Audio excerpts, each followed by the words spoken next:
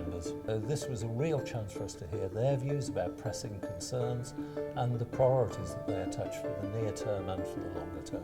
I think for us, an organisation like New West End Company, we have to bring our property owners and our retailers together to understand what the big issues are, not just the short term, but the long term. And these debates have been a great platform to understand from our businesses what the big issues are, where we need to get policy change, and also how we can make the West End successful, not just this year, but for the next 10, 20 years to come. All of this is great, but it's not enough because London is growing. I expect by 2020 to be running Transport for London with no operating subsidy at all. I know there's been some controversy in parts of the business community about it. If we're going to have segregated cycling routes, we should get on and do them, and we need to work out how they can best be done. I think we have a terrible history in this country of committing to big infrastructure projects, particularly transport. What we need to do is raise it above politics, make a commitment of the next 20, 30 years of the infrastructure we need, whether it's transport, utilities, power, and stick to that and make sure we have the funding in place to deliver the critical infrastructure that London needs as a world city.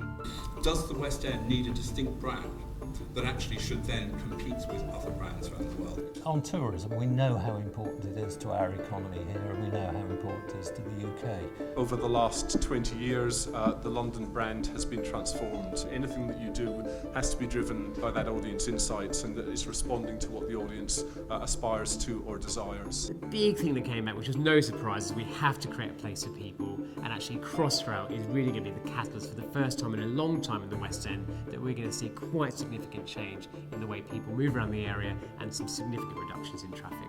If we do improve the public area, the space, the buses, everything that we've spoken about, we will be more wealthy.